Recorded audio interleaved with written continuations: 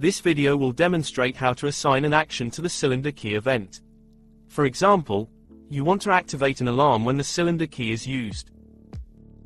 Step 1. Install the lock. This is the hardware configuration setup that will be used in this video. To install the distributed controller, ITRT2EL configured as the master controller, click on Install. Select the APC. And click on Next to proceed. The lock is connected to the ITRT2EL and therefore we will click on Scan Bus. Select the peripheral to be installed. And click on Next. Click on Next again. And set the door creation option. Click on Next. Review the summary of your hardware installation selections and click on Execute to install. In Step 2, rename the door where the lock is installed. Navigate to the Doors menu. Select the Locks tab. And click on the quick door that was installed. Rename the door and click on Save.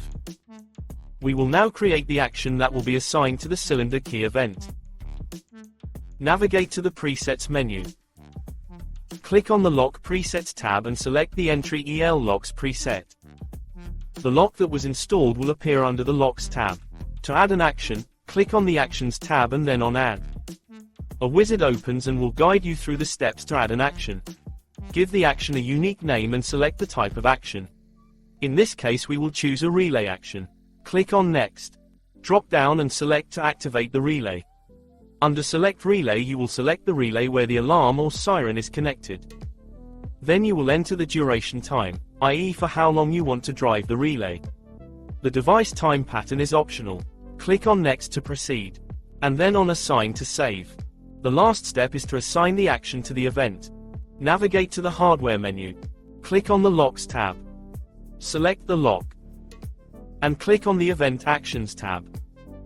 Click on the drop-down arrow to get a list of events. Search for the cylinder key used event and select it. To assign the event to the action, click on Manage. Search for the new relay action added in Step 3. And click on it to select it and assign it to this event. Click Submit to save.